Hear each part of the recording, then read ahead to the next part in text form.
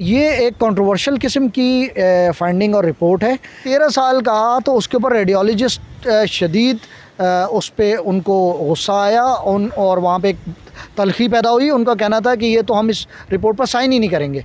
Senior journalist हैं और season journalist हैं, हेल्थ में किसी तारुफ के मोहताज नहीं हैं। इनकी बड़ी एक्सक्लूसिव स्टोरीज़ आती रही हैं। वक़ार भट्टी साहब, दुआ ज़हरा केस बड़ा मशहूर हुआ है और बिल्कुल जो है हर दिन उसके हवाले से बात आती हैं, ख़बरें आती हैं। आपने एक बड़ी स्टोरी दी है दुआ ज़हरा की एज के हवाले से, क्योंकि वो केस पे बहुत ज़्यादा असरअंदाज होगी कि बच्ची की उम्र 16 से 17 साल है और साथ में आपने ये भी बताया है कि जो मेडिकल बोर्ड है उसमें भी इख्तलाफ है, तो ये ज़रा बताइएगा। मेरी जो स्टोरी आई है वो 10 जुलाई को दी न्यूज़ में आई है। अगर आप गूगल करेंगे M.वकार भट्टी तो मेरे नाम के साथ उसको क्लिक करेंगे तो मेरी स्टोरीज़ आ जाएंगी। तो 10 जुलाई की मेरी स्टोरी है और वो स्टोरी ये है कि कंट्रोवर्सी पाई गई है। जो अभी जो लेटेस्ट मेडिकल बोर्ड हुआ है, जो एक बड़ा मेडिकल बोर्ड था सिंध हुकूमत ने, सिंध हेल्थ डिपार्टमेंट ने बनाया था दुआ ज़हरा की एज मालूम करने के लिए, कंट्रोवर्सी ये सामने आई है। मैं असल में स्टोरी करना चाह रहा था कि एज मालूम कैसे की जाती है किसी भी शख्स की, तो डॉक्टर्स या मेडिकल बोर्ड कैसे एग्जामिन करता है। तो जब मैंने वो स्टोरी कर रहा था तो मेरी बात हुई, तो मुझे मेडिकल बोर्ड के जो रेडियोलॉजिस्ट हैं, इस मेडिकल बोर्ड में 3 लीडिंग रेडियोलॉजिस्ट थे, एक आगा खान अस्पताल के, एक लियारी जनरल अस्पताल के और एक सर्विसेज अस्पताल के।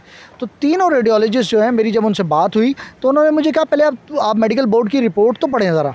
तो मैंने वो जो रिपोर्ट देखी तो उसमें लिखा हुआ था कि जो रेडियोलॉजिस्ट हैं उनके मुताबिक इस लड़की की उम्र 16 से 17 साल के दरमियान है, नियर टू 17 ईयर्स, यानी कि 17 साल के करीब है।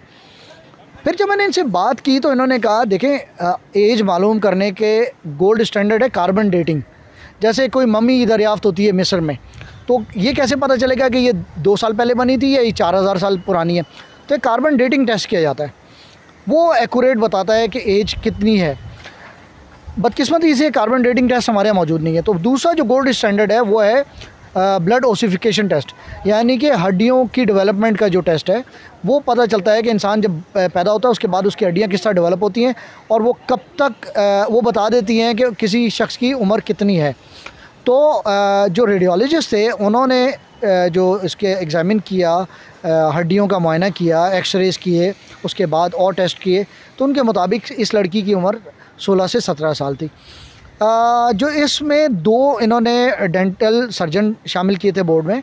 अच्छा, डेंटल सर्जन्स ने OPG एक्सरे करवाया था, वो प्राइवेटली करवाया। उसके बाद इनका कहना ये था कि इस लड़की की उम्र 13 साल है।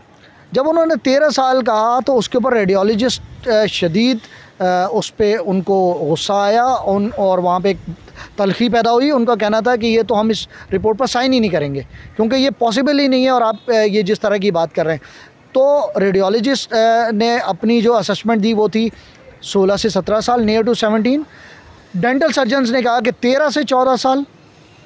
और जो फ़िज़िकल एग्ज़ामिनेशन है, जो पुलिस सर्जन थी ख़ातून और एक और प्रिंसिपल साहबा जो बोर्ड की चेयरमैन है, इन्होंने जब इस लड़की के फ़िज़िकल एग्ज़ामिनेशन किया तो उनका कहना ये था कि ये 14 से 15 साल है। अब इस मलगूबे का क्या किया जाए। एक तरफ 3 लोग कह रहे हैं 16 से 17, 2 लोग कह रहे हैं कि 13 से 14 और 2 लोग कह रहे हैं कि 14 से 15। तो उसके बाद जो है इन्होंने ख़ुद फ़ैसला किया और अपनी तरफ से इन्होंने एक मीन निकाला। जैसे होता है ना कि आप 6 लोगों की उम्र को जमा करें, उसको 2 से डिवाइड करें या जितने लोग हैं उससे डिवाइड करें, जो मीन निकलता है, जो उसको उर्दू में मैं समझा नहीं पाऊँगा क्या कहते हैं वो, हाँ, तनासुब निकाल के उन्होंने कहा जी इसकी उम्र जो है वो 15 से 16 साल है, नियर टू 15। तो ये एक कंट्रोवर्शियल किस्म की फाइंडिंग और रिपोर्ट है।